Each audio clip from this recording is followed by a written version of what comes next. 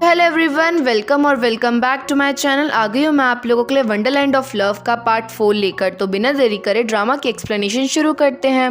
Episode 8 की शुरुआत में हम देखते हैं कि लीनी और क्विलन के कपड़े बोट में पानी आने की वजह से गीले हो चुके थे, जिसके चलते ये लोग पानी के एक कोने में जाते हैं और वहाँ पर फायरवर्क चलाकर अपने कपड़ों को सुखाते हैं।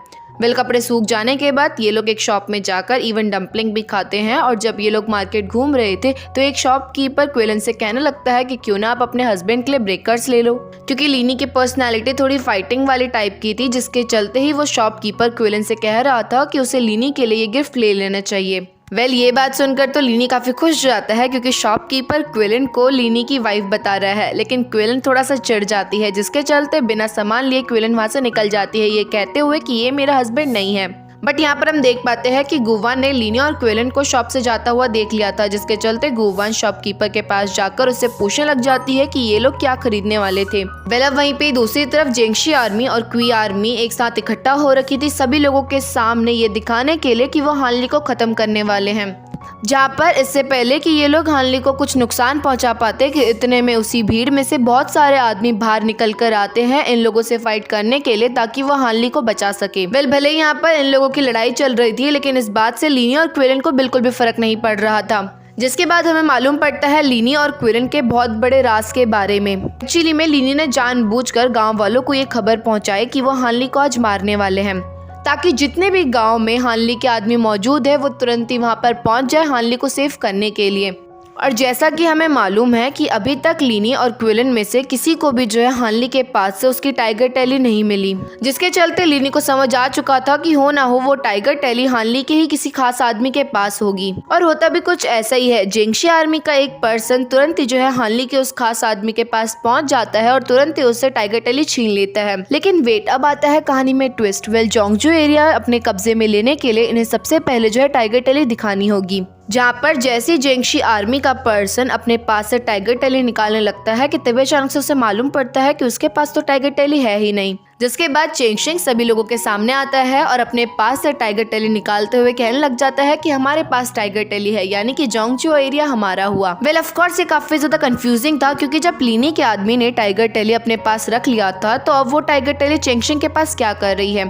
अब ये सब कुछ क्विलन का प्लान था। क्विलन को मालूम था कि लीनी क्या चाल चल रहा है, जिसके चलते क्विलन ने अपने आदमियों से ये कहा कि वो लीनी के आदमियों पे नजर रखे, ताकि जैसे लीनी के आदमी टाइगर टैली अपने कब्जे में कर ले तो तुरंत ही वक्त रहते जो है ये लोग लीनी के आदमियों से टाइगर टैली चुपचाप से छीन सके। ऑफ कोर्स पूरी जेंगशी आर्मी को मालूम पड़ चुका था कि क्विलन ने छल कपट करके जो है ये टाइगर टैली हासिल करी है, जिसके चलते वो लोग क्विलन से काफी ज्यादा गुस्सा भी थे। इवन यहाँ पर जेंगशी आर्मी के पर्सन ये भी कहने लग जाते हैं क्विलन से कि हमने तुम पे विश्वास किया, क्योंकि तुमने कहा था कि तुम लीनी के कुकू बाइन हो, अदरवाइज हम तुम पे कभी भी विश्वास नहीं करते। ये बात सुनकर लुई चेंगफेंग काफी गुस्सा हो जाता है, क्योंकि उससे लगने लगता है कि शायद से अपने आर्मी मेंबर्स को यह अनसेंट लीनी ने ही बताया होगा। जिस पर जेंगशी आर्मी के पर्सन कहने लगते हैं कि नहीं, हमें लीनी ने कुछ नहीं बताया, उल्टा क्विलन ने अपने मुंह से ही कहा था कि वो लीनी के कुकू बाइन है। ऑफ कोर्स उस टाइम पर क्विलन लुई चेंगफेंग से कह देती है कि मैं अपने आप को प्रोटेक्ट करने के लिए ये सब कुछ कही थी, मुझे मालूम नहीं था कि जो सामने मेरे पर्सन खड़ा है वो लीनी है। यहाँ पर क्विलन के लिए तो ये बात नॉर्मल थी, लेकिन लुई चेंगफेंग के लिए बिल्कुल भी नहीं थी। लुई चेंगफेंग को बुरा लग रहा था कि क्विलन ने अपने मुंह से ऐसी बात कैसे कर दी। अब रात काफी ज्यादा हो चुकी थी, जिसके चलते सभी लोग डिसाइड करते हैं कि जोंगजू एरिया किसका होगा। इस बारे में ये लोग बाद में डिस्कस करेंगे। अब नेक्स्ट डे हम देख पाते हैं कि गुवान लीनी के कमरे में जाती है, जहाँ पर लीनी उस टाइम पर कमरे में मौजूद नहीं था, जिसके चलते गुवान खुद से खरीदा हुआ ब्रेसर्स लीनी के लिए रूम में रख के चली जाती है। पर इस चीज की वजह से लीनी को हल्की सी कंफ्यूजन हो जाती है। लीनी जब अपने रूम में आता है तो उसे लगने लगता है कि शायद से ब्रेसर्स क्विलन ने ही उसके लिए खरीदा होगा, क्योंकि पिछली रात ही दुकानदार ने क्विलन से कहा था कि वो लीनी के लिए ये खरीद ले, लेकिन क्विलन ने उस टाइम पर नहीं खरीदा। तो हो सकता है क्विलन बाद में जाकर ये सामान लीनी के लिए खरीद ली हो, ताकि वो लीनी को सरप्राइज दे सके। और फिर अब होना क्या था, लीनी तो क्विलन का ये गिफ्ट समझकर काफी ज्यादा खुश हो जाता है, जिसके चलते लीनी तुरंत उस ब्रेसर्स को अपने हाथ में पहनकर क्विलन के पास पहुंच जाता है और उसे बार बार दिखाने लगता है। लीनी कहने लगता है कि कितने प्यार से मुझे किसी ने ये गिफ्ट दिया है और ये मेरे लिए बहुत ज़्यादा अच्छा है, और जिस भी पर्सन ने मुझे दिया है मैं उसका बहुत ज़्यादा थैंकफुल हूँ और मैं उसे काफ़ी ज़्यादा पसंद भी करता हूँ। क्विलन को भी समझ नहीं आ रहा था कि लीनी ये सब कुछ उससे क्यों बता रहा है। इवन हल्का हल्का क्विलन को भी मालूम था कि ये गिफ्ट और किसी ने नहीं बल्कि गुवान ने लीनी को दिया है, बट इसके बावजूद भी क्विलन लीनी को सच्चाई नहीं बताती। यहाँ पर क्विलन लीनी से झूठ कहने लगती है कि वो लुई चेंगफेंग की कुकुबाइन है, जिसके चलते क्विलन नहीं चाहती कि लीनी इस तरह से उसके नजदीक आए। और फिर होना क्या था, अब ये बात पता चलते लीनी अलग ही सदमे में चले जाता है। इवन जब सभी लोग जोंगजू एरिया के बारे में डिस्कस कर रहे थे कि जोंगजू एरिया किसका होगा, तो उस टाइम पर भी लीनी अलग ही ख्वाबों में खोया हुआ था अपने। यहाँ पर इन लोगों को ये डिस्कशन चल रहा था कि जोंगजू एरिया किसका होगा, क्योंकि ऑफ कोर्स टाइगर टैली तो पहले लीनी के आदमियों ने चुराई थी और चेंगशेंग ने तो जेंगशी आर्मी मेंबर्स को धोखा दिया, जिसके चलते किसी भी कीमत पर क्वी आर्मी मेंबर्स को जोंगजू एरिया नहीं मिलेगा। मतलब यहाँ पर इनकी काफी इंपॉर्टेंट बात चल रही थी, बट स्टिल इसके बावजूद भी लीनी का ध्यान था क्विलन पर। यहाँ पर लीनी देख रहा था कि क्विलन किस तरह से लुई चेंगफेंग का ध्यान रख रही है, जिसके चलते लीनी को भी अब लगने लगता है कि हाँ, ये बात सच हो सकती है कि क्विलन लुई चेंगफेंग की कुकुबाइन हो। मतलब रात हो जाती है जहाँ पर लीनी गया हुआ था क्विलन के रूम में उसको उसका हेयरपिन वापस करने के लिए, जहाँ पर लीनी क्विलन को उसका हेयरपिन वापस कर पाता कि इतने में लीनी अपना मूड ही चेंज कर लेता है। यहाँ पर लीनी डिसाइड करता है कि वो क्विलन को उसका हेयरपिन वापस नहीं करेगा, ताकि एटलीस्ट एक याद तो क्विलन की लीनी के पास रहे। जिसके बाद लीनी क्विलन से माफी मांगने लगता है कि जो कुछ भी लीनी ने हरकत करी उस चीज के लिए क्विलन उसे माफ कर दे। उसे मालूम नहीं था कि वो गिफ्ट गुवान ने उसे दिया था, यानी कि लीनी को भी अब मालूम पड़ चुका था कि वो गिफ्ट गुवान उसके लिए लाई हुई थी। साथ साथ यहाँ पर लीनी क्विलन को ये भी बताता है कि मैंने गुवान को उसका गिफ्ट वापस कर लिया है, क्योंकि मैं ऐसी किसी का भी गिफ्ट नहीं रखता हूँ। मतलब देख रहे हो, क्विलन ने लीनी को गिफ्ट दिया तो तुरंत ही लीनी ने उस गिफ्ट को पकड़ लिया, लेकिन जैसे ही लीनी को मालूम पड़ा कि गुवान का वो गिफ्ट था, जिसके चलते लीनी उल्टा गुवान को उसका गिफ्ट रिटर्न भी करके आ गया। अब नेक्स्ट डे लीनी लुई चेंगफेंग को भी मिलने के लिए बुलाता है ताकि लास्ट टाइम वो लोग एक साथ ड्रिंक कर सके। शुरुआत में तो लुई चेंगफेंग लीनी को साफ साफ मना कर देता है, क्योंकि लुई चेंगफेंग कभी भी ड्रिंक नहीं करता। कि तभी अचानक से लुई चेंगफेंग की नजर पड़ती है लीनी के बालों में लगे हुए क्विलन के हेयरपिन पर। और फिर होना क्या था, लुई चेंगफेंग को हल्का सा गुस्सा आता है और इसी रीजन की वजह से ना चाहते हुए भी लुई चेंगफेंग को लीनी के साथ बैठना पड़ता है। यहाँ पर सबसे पहले तो लीनी लुई चेंगफेंग से माफी मांगता है कि उसे मालूम नहीं था कि ये सब कुछ चल रहा है, अदरवाइज वो कभी भी ऐसी हरकत नहीं करता। मतलब लीनी एक तरह से माफी मांग रहा है लुई चेंगफेंग से भी कि उसने उसकी कुकुबाइन के साथ गलत किया, लेकिन हाँ, लीनी डायरेक्टली लुई चेंगफेंग को ये बात नहीं बताता। साथ साथ यहाँ पर लीनी लुई चेंगफेंग के सामने शर्त रखने लगता है कि मैं मानता हूँ कि आपकी प्राइवेट बातें हैं और आप इस बात को कहीं पे भी नहीं फैलाना चाहते हो, तो अगर आप मेरी हेल्प करोगे मेरे फादर को आजाद करवाने में, तो इसके बदले में मैं भी प्रॉमिस करूंगा आपको कि मैं इस न्यूज को किसी को भी नहीं बताऊंगा। यहाँ पर लुई चेंगफेंग को ये बात तो समझ आ रही थी कि लीनी उसके सामने एक शर्त रख रहा है, जहाँ पर उन्हें लीनी की हेल्प करनी होगी लीनी के फादर को आजाद करवाने में।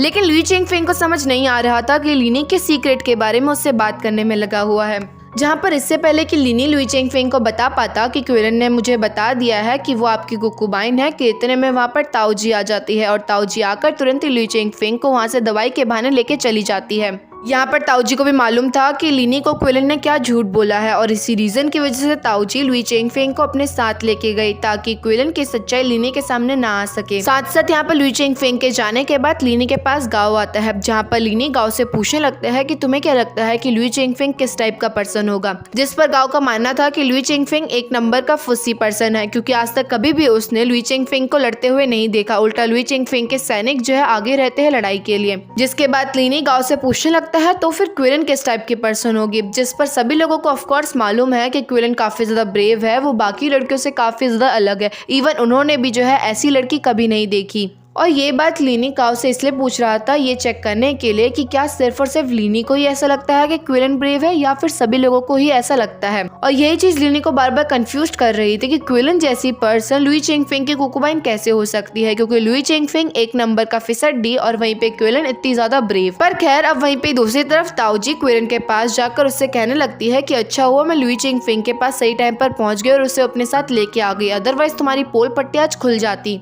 अब क्विलन ताऊजी से कहने लगती है कि उन्हें अपनी पैकिंग करना शुरू कर देना चाहिए ताकि वो जल्द से जल्द यहाँ से निकल सके, क्योंकि किसे मालूम कि आगे चल के लीनी उन पर हमला कर दे, क्योंकि वो लोग अभी बांगजू एरिया में है और बांगजू एरिया लीनी के कब्जे में है, जिसके चलते अभी मोस्ट पावरफुल पर्सन लीनी है यहाँ पर। अब सीन महल की तरफ शिफ्ट होता है, जहाँ पर हम देख पाते हैं जियांग को, जो कि एक्स क्राउन प्रिंसेस है और साथ साथ वो प्रेग्नेंट है। और इसी चीज के चलते शोंग फई ने, जो कि खुद भी एक्स क्राउन प्रिंसेस है, उसने काफी टाइम से जियांग को अपने पास छुपा के रखा हुआ था, क्योंकि अभी का राजा सोंग जिंग है और अगर उसे गलती से भी भनक पड़ गई कि जियांग प्रेग्नेंट है तो वो तुरंत उसके बच्चे को मार देगा, क्योंकि ऑफ कोर्स राजा का बेटा ही राजा बनता है, लेकिन सोंग जिंग तो उल्टा राजा का भाई है। यानी कि सोंग जिंग पूरी कोशिश करेगा कि वो किसी भी कीमत पर एक्स क्राउन प्रिंस के बेटे को जन्म ना लेने दे इस दुनिया में। और इसी चीज के चलते शोंग फई ने काफी टाइम तक तो जियांग को अपने पास छुपा के रखा हुआ था, लेकिन इसके बाद मौका देखते ही शोंग फई तुरंत ही जियांग को महल से आजाद कर देती है और इस चीज में इवन शोंग फई कामयाब भी होती है, यानी कि वो जियांग को महल से भगा देती है।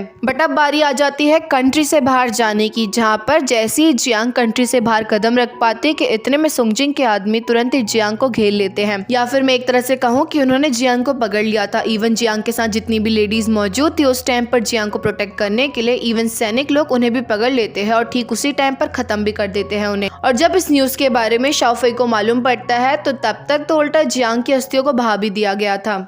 इस न्यूज़ को सुनने के बाद शाओ फई काफ़ी ज़्यादा दुखी हो जाती है। उसे काफ़ी बुरा लग रहा था। उसे लग रहा था कि जब वो खुद भी मर जाएगी तो वो ऊपर जाकर क्राउन प्रिंस को क्या बताएगी, क्योंकि शाओ फई का हक था जियांग को प्रोटेक्ट करना और इस बच्चे को इस दुनिया में लाना, लेकिन उल्टा अब तो वो बच्चा भी नहीं रहा, ना ही इवन उसकी माँ रही। साथ साथ यहाँ पर शाओ फई को अब काफ़ी ज़्यादा गुस्सा भी आने लगता है, जहाँ पर भले ही शाओ फई सोंग जिंग के सामने अच्छा बनने का नाटक करती हो, लेकिन अंदर से शाओ फई को मालूम है कि सोंग जिंग कितना गंदा टाइप का पर्सन है। और इसी के साथ हमारे एपिसोड 8 का एंड होता है।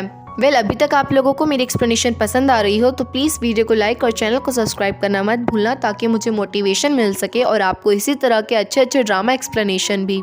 एपिसोड 9 की शुरुआत में लीनी और पैवान मिलकर ल्यूयांग सिटी के ऊपर हमला करने की सोच रहे थे, क्योंकि ल्यूयांग सिटी का राजा है डूके और वहीं पे उधर का जनरल है फू।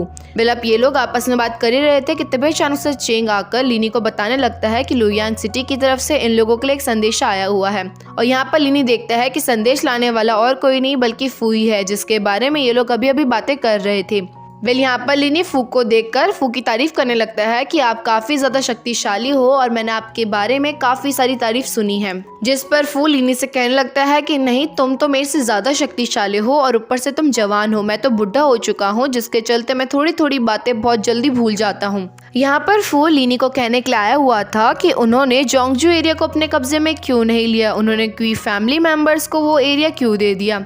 जिस पर लीनी फू को बताता है कि एक्चुअली में उनके पास फूड सप्लाई बहुत कम था, जिसके चलते उन्होंने फूड सप्लाई के बदले में जोंगजू एरिया उनके नाम कर दिया। और ऑफ कोर्स एरिया से ज्यादा उनके लिए खाना इम्पोर्टेंट था और इसी रीजन की वजह से ना चाहते हुए भी लीनी को ये कदम उठाना पड़ा। ये बात सुनकर फू लीनी को अपनी प्लानिंग के बारे में बताने लगता है। फू लीनी को कहने लगता है कि मुझे मालूम है कि तुम लोग ल्यूयांग सिटी के ऊपर हमला करने की सोच रहे हो, बट अगर तुम मेरे प्लान के अकॉर्डिंग चलोगे तो तुम्हें काफी ज्यादा फायदा होगा। तुम्हें खुद मालूम है कि तुम्हारे सैनिक इतने ज्यादा अभी शक्तिशाली नहीं है, क्योंकि फूड सप्लाई कम होने की वजह से वो लोग खुद थके हुए हैं। तो अगर तुम लोग हम पे हमला करोगे तो तुम लोग हार जाओगे और इवन तुम्हें काफी बड़ा नुकसान भी हो सकता है। इससे अच्छा क्यों ना तुम लोग क्वी आर्मी के ऊपर हमला कर लो, क्योंकि अगर तुम लोग उनको हरा दोगे तो तुम्हें जोंगजू एरिया भी मिल जाएगा और इवन तुम्हें फूड सप्लाई भी उनका सारा मिल जाएगा। इवन यहाँ पर फू लीनी को ये तक कह देता है कि अगर लीनी इस चीज को जीत गया, यानी कि वो क्वी आर्मी से जीत गया, तो इसके बदले में फू भी जो है अपनी तरफ से लीनी को काफी सारा फूड सप्लाई देगा और इवन फू जेंगशी आर्मी को ल्यूयांग सिटी में आने जाने की परमिशन भी देगा। और इतना ही नहीं, यहाँ पर फू जो है 30 टन खाना लीनी के लिए लेके आया हुआ था एज अ गिफ्ट। मतलब लीनी के लिए नहीं लेके आया हुआ था, लीनी के पूरी आर्मी मेंबर्स के लिए लेके आया हुआ था। लीनी इस बारे में काफी सोचता है और तुरंत ही जो है फू की बात पे सहमत हो जाता है, यानी कि फाइनली लीनी ने डिसाइड किया है कि वो फू के साथ मिलकर उसके अकॉर्डिंग काम करेगा।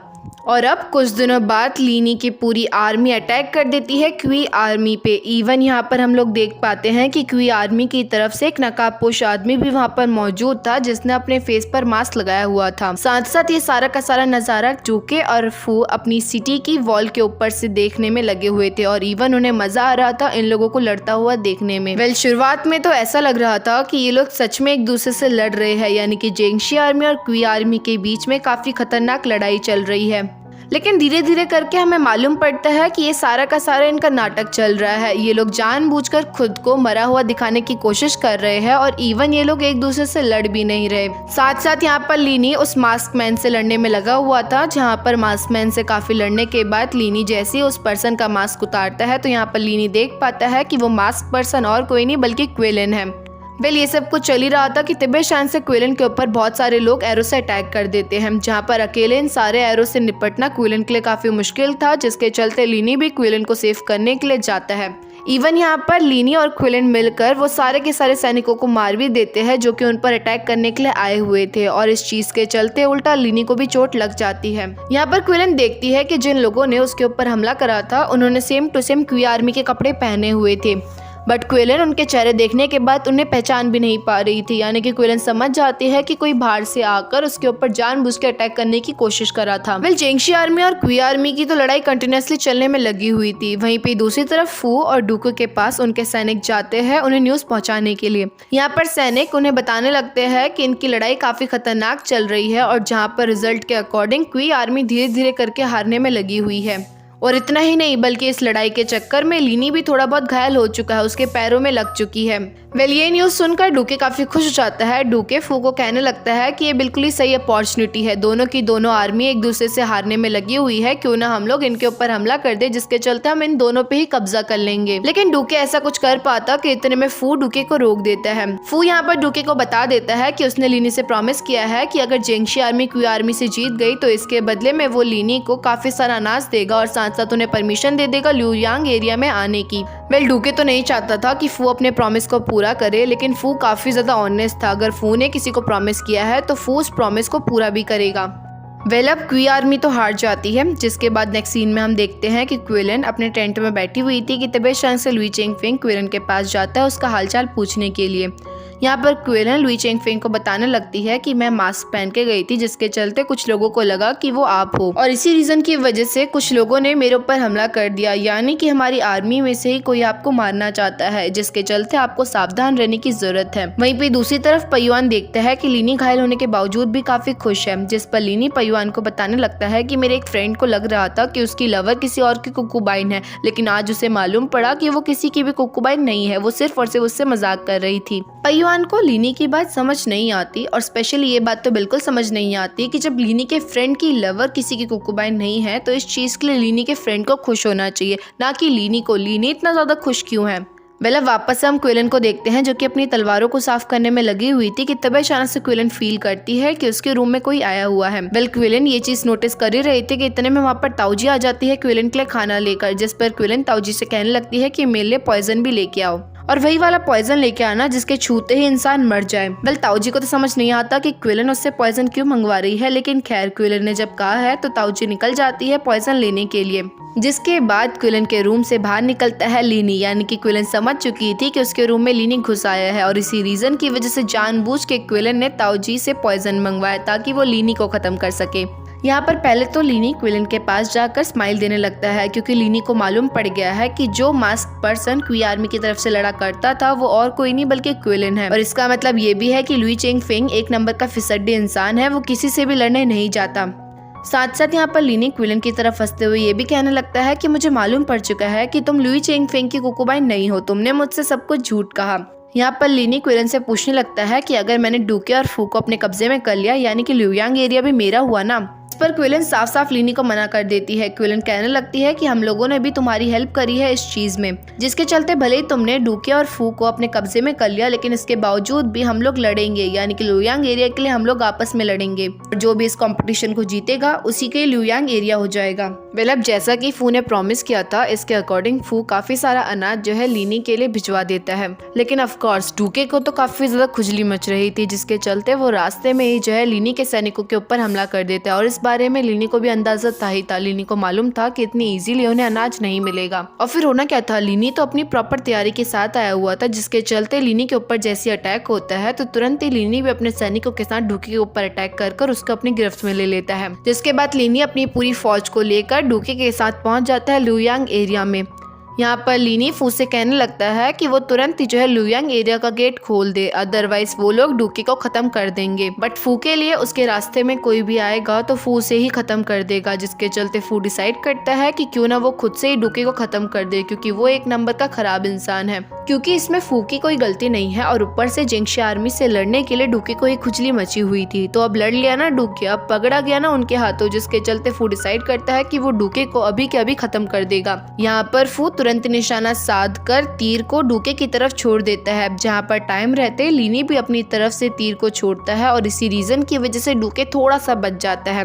यानी कि फू का जो तीर था वो डूके के अब शोल्डर पे लगता है। अदरवाइज अगर डूके के वो चेस्ट पे लग जाता तो वहीं के वहीं डूके की डेथ हो जाती। वहीं पे दूसरी तरफ सुनजिंग को भी मालूम पड़ चुका था कि डूके जेंगशिंग आर्मी के कब्जे में है, जिसके चलते तुरंत ही सुनजिंग अपने सैनिकों को ऑर्डर देता है कि वो जाकर फू को बता दे कि उसे किसी भी कीमत पर लुयांग एरिया को अपने हाथ से नहीं जाने देना है। इवन साथ ही साथ सुनजिंग अपने सारे सैनिकों को ऑर्डर देता है कि वो जाकर सीधा क्यू आर्मी के ऊपर हमला कर दे, और वैसे भी अगर क्यू आर्मी ही नहीं रहेगी तो जेंगशिंग आर्मी भी उनका कुछ नहीं बिगाड़ पाएगी, क्योंकि सुनजिंग को ये बात मालूम है कि जेंगशिंग आर्मी अभी इसलिए इतनी ज्यादा उड़ी हुई है क्योंकि क्वी आर्मी उसका सपोर्ट कर रही है। वेल, अब क्विलन और लुई चिंगफिंग को जैसे ही मालूम पड़ता है कि सुनजिंग के आर्मी निकल चुके हैं क्वी फैमिली को खत्म करने के लिए, तो ये न्यूज सुनकर दोनों के दोनों काफी ज्यादा घबरा जाते हैं, क्योंकि वो लोग अभी अपने घर से काफी ज्यादा दूर है और ऊपर से अगर इन्होंने अभी से भी जाना शुरू करा अपने घर की तरफ तो इनको लेट हो जाएगा। जिसके चलते अब क्विलन के पास लास्ट ऑप्शन बचा था कि अगर वो बांगजू एरिया का रास्ता चूज करते हुए उनके घर के लिए निकलेंगे तो हो सकता है कि वो टाइम पर अपने घर पे पहुंच जाए।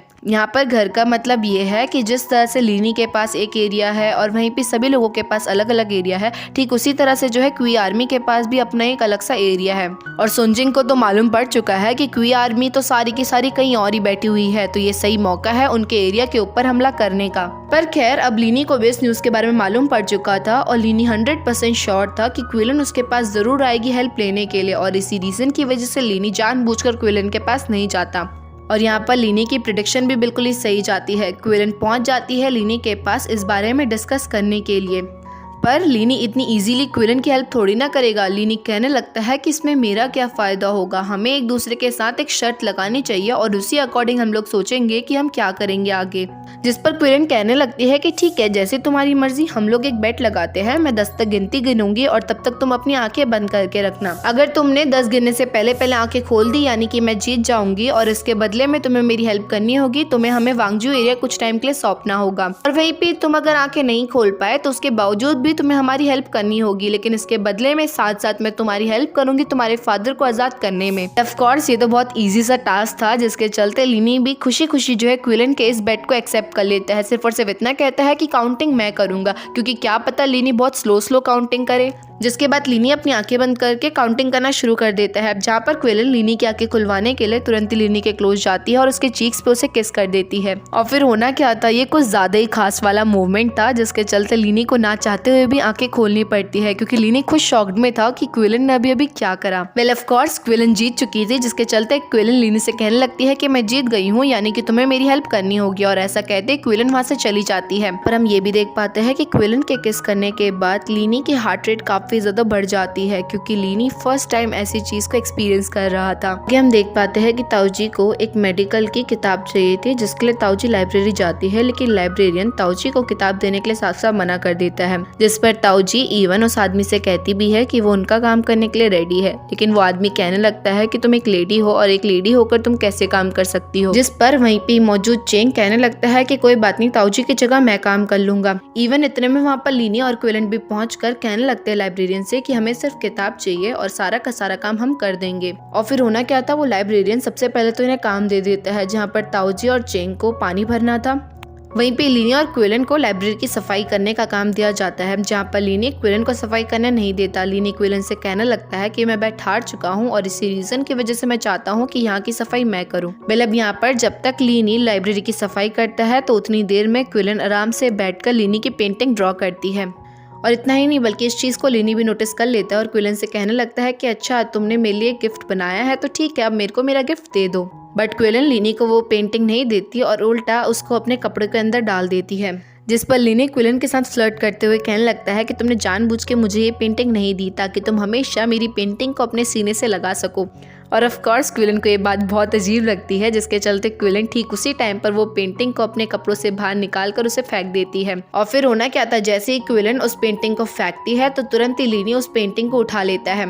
अब यहाँ पर बातों बातों में लीनी क्विलन से रिक्वेस्ट करने लगता है कि जब क्विलन का काम खत्म हो जाए तो इसके बाद क्विलन लीनी की हेल्प करे उसके फादर को सोनचिंग के कब्जे से आजाद करने में। क्विलन इस चीज के लिए मान तो जाती है, लेकिन एक शर्त पर, अगर लीनी क्विलन की हेल्प करेगा इस मैच को जीतने में तो फिर क्विलन भी लीनी की हेल्प करने की सोचेगी। जिस पर लीनी क्विलन से कहने लगता है कि मैं 2 मिनट में लुयांग एरिया को अपने कब्जे में कर सकता हूँ, लेकिन मुझे डर है अपने फादर की, क्योंकि मेरे फादर सुनजिंग के कब्जे में है, तो क्या पता सुनजिंग मेरे फादर को खत्म कर दे। जिस पर क्विलन लीनी से कहने लगती है कि क्यों ना तुम चालाकी से काम लो, यानी कि तुम शुरुआत में सुनजिंग के सामने कमजोर पड़ जाओ और फिर उसके बाद सुनजिंग को ही अपनी गिरफ्त में कर लो।